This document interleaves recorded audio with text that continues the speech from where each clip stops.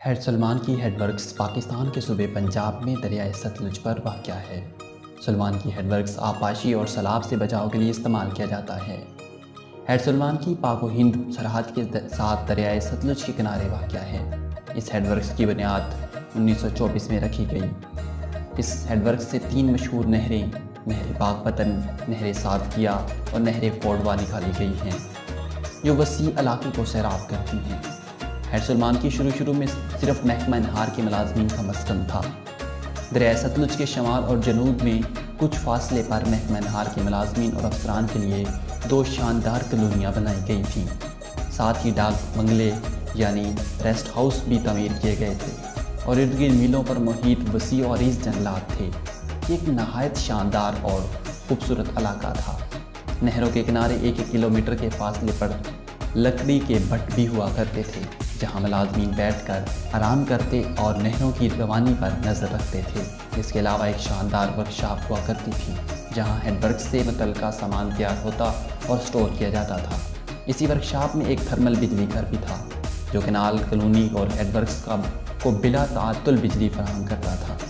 یہاں میلوں تک پھیلے جنگلات میں ہر طرح کے جانور پائے جاتے تھے۔ ان جنگلات میں دریا کنارے قدرتی جھیلیں آبی حیات کا مسکن تھیں۔ آغاز میں محکمہ انہار کے سینئر ملازمین یا تو ہندو تھے یا سکھ۔ مسلمانوں کی زیادہ تعداد بیلداروں کی تھی۔ اس زمانے میں اس کالونی میں ایک چھوٹی سی جھگی نما مسجد اور ایک مندر بھی ہوا کرتا تھا، جو ان ملازمین نے اپنی عبادت کے لیے خود تعمیر کیے تھے۔ 1933 میں کسی شرپسند ہندو نے مسجد کو آگ لگا دی، پھر انتقاماً کسی مسلمان نے مندر بھی جلا دیا۔ یوں یہاں فساد کی آگ بھڑک اٹھی، جسے یہاں کے انگریز XEN نے کمال دانشمندی سے نمٹایا۔ اس نے ہندو مسلم پر 2 فرقوں سے کہا وہ محکمانہ طور پر ان کی پکی عبادت گاہیں تعمیر کر کے دیں گے۔ یوں 1934 میں اس کالونی کے شمال مشرق میں ایک پکا مندر تعمیر ہو گیا اور جنوب مغرب میں ایک پکی مسجد۔ ہندو زیادہ اثر و رسوخ کے حامل تھے، جبکہ مسلمان کم تعداد میں اور معمولی ملازم تھے۔ اس لیے یہ مندر تو آبادی کے اندر تھا، لیکن مسجد آبادی کے باہر جنگل کی طرف تھی، لیکن دہلی ملتان روڈ کے قریب تھی۔ اکثر مسافر بھی یہاں قیام کرتے تھے۔ ایک رات اس مسجد میں کسی مسافر کا انتقال ہو گیا۔ صبح لاش کی برآمدگی پر ہر طرف خوف پھیل گیا۔ ہندوؤں نے افواہ پھیلا دی کہ اس مسجد میں جنات کا ڈیرا ہے، جنہوں نے اسے ہلاک کیا ہے۔ مسجد ویسے بھی بیابان علاقے میں تھی، ارد گرد جنگل تھا، یوں یہ مسجد جنوں والی مسجد مشہور ہو گئی۔ اب دن میں تو کوئی یہاں نماز پڑھ لیتا تھا، لیکن مغرب کے بعد کوئی اس کے قریب بھی نہ بھٹکتا تھا۔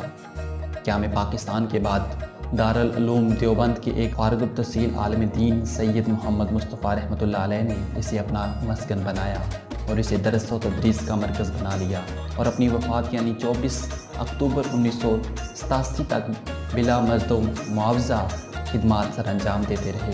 ان کا ذریعہ معاش حکمت اور طبابت تھی۔ اس کی آمدنی سے وہ اپنے گھر اور مسجد کا انتظام کیا کرتے تھے۔ ان کی وفات کے بعد اب یہ مسجد تبلیغی جماعت والوں کے پاس ہے، جس میں شاہ صاحب کے گھر کو شامل کر کے وسعت دے دی گئی ہے۔ قیام پاکستان کے بعد اس کالونی کے گرد و نواح میں مزدور پیشہ افراد بھی آن بسے تھے، لیکن 1988 کے سیلاب کے بعد ارد گرد کے گاؤں کے افراد بھی یہاں آن بسے۔ یہاں کے وسیع اور عریض جنگلات انسانوں سے بھر گئے۔ ہیڈ ورکس سے پاک و ہند کے بارڈر تک کا علاقہ پاک رینجر اور پاک آرمی کے قبضہ میں چلا گیا، اور محکمہ انہار کی اہم عمارت بھی۔ اب یہ ایک بے ہنگم آبادی والا علاقہ ہے۔ اس کے ساتھ پاک آرمی اور رینجر کی منظم چھاؤنیاں ہیں۔ دریائے ستلج اب ایک نالے کی طرح بہتا ہے، اور یہ مٹی اور ریت سے اٹ چکا ہے۔